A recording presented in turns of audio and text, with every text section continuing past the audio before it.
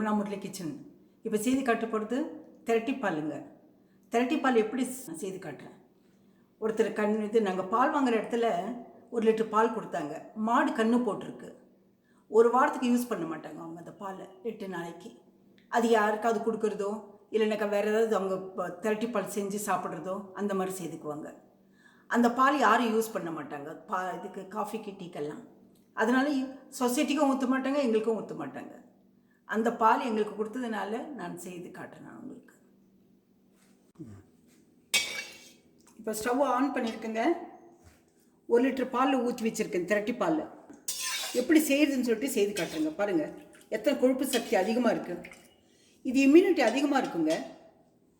குழந்தைங்களுக்கு கொடுக்கணும். ஒவ்வொரு கப்பு கொடுத்தாக்கா இம்யூனிட்டி அதிகமாகும். ஏன்னா சின்ன குழந்தைங்களுக்கு இம்யூனிட்டி கம்மியாக இருக்கும் இல்லைங்களா, அவங்களுக்கு அதிகமாகும். இது சுண்ட வைக்கணுங்க. சுண்ட வைக்கிறதுக்கு கொஞ்சம் நேரமாகும். அது கொஞ்சம் பொறுமையாக செஞ்சுட்டாக்கா நம்ம பரவாயில்லை. இது சுண்டின பிறகு அப்புறமா உங்களுக்கு வெள்ளத்தை பாகு ஊற்றுறேன். ஏன்னா சர்க்கரை போடக்கூடாதுன்றாங்க. இப்போது வெல்லம் பாகு ஊற்றுறேன். அது இன்னும் நல்லது, உடம்புக்கு நல்லது. ஏலக்காய் போடுறேன், ஏலக்காய் தூள், கொஞ்சம் குங்குமப்பூ போடுறேன்.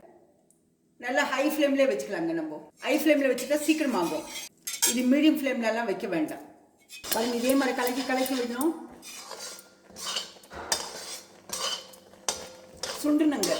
சுண்டின பிறகு வெல்லத்தை கொஞ்சம் தண்ணி ஊற்றி வடிகட்டி வச்சுருக்கேன். பாயில் பண்ணி வடிகட்டி வச்சுருக்கேன். அது ஊற்றினா போதும். அது கணக்கு கிடையாதுங்க. 1 லிட்டருக்கு இத்தனைன்னு சொல்லிட்டு வெல்லம் கிடையாது. கலர் எனக்கு அது கலர் தெரிஞ்சால் போதும், அவ்வளோதான். கலர் கொஞ்சம் ப்ரௌனாக வந்தாக்க ஸ்டாப் பண்ணிடுவேன், ஊற்றுவேன். அப்புறமா ஏலக்காய் போட்டு குங்குமப்பூ போட்டு சுண்டுன பிறகு இந்த மாதிரி வரும். இது முதல்லலாம் அடிக்கடி கிடைச்சிட்ருக்கோம். இப்போல்லாம் கிடைக்கிறது இல்லைங்க. இப்போல்லாம் அபூர்வம், ரொம்ப கிடைக்கிறது. இது கொழுப்பு சக்தி அதிகமாக இருக்கிறதுனால இது உடம்புக்கு நல்லதுங்க. இனி கொஞ்சம் சுண்டின பிறகு தண்ணி கொஞ்சம் இதான பிறகு கொஞ்சம் வெல்லத்தை ஊற்றலாம். பாருங்க இந்த மாதிரி அந்த ஆடை கட்டாமல் நம்ம கலக்கி விட்டால் போதும், அவ்வளோதான். ஆடை கட்டா தோல் தோலாக இருக்குங்க, நல்லா இருக்காது. ஆனாக்கா டேஸ்ட் இருக்கும், இருந்தாலும் ஈவனாக இருக்காது. இது பாருங்க ஈவனாக கட்டியாக இருக்கிறது நல்லா இருக்கும். பாருங்க வெல்லம் ஊற்றுறேன்.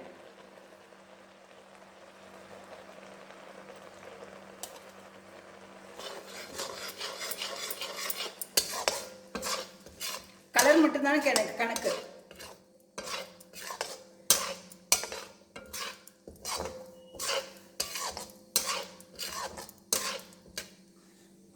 இது கொஞ்சமாக ஊற்றுருங்க.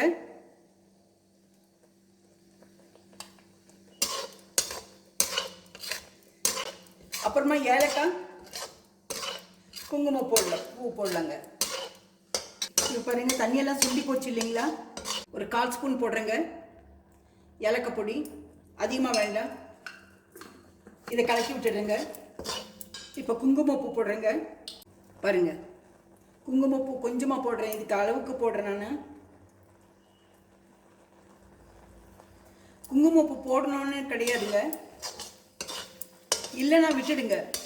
ஏலக்காய் பொடி போட்டு விட்டுடுங்க. அதுவும் இல்லைன்னா விட்டுடுங்க பேசாமல். வெல்லத்தை மட்டும் போட்டுடுங்க. ஸ்டவ் ஆஃப் பண்ணிவிட்டு ஒரு பாத்திரத்தில் ட்ரான்ஸ்ஃபர் பண்ணி காட்டுறேன். திரட்டிப்பால் 1 லிட்டர் பாலுக்கு இவ்வளோ தான் கிடச்சிருக்குங்க.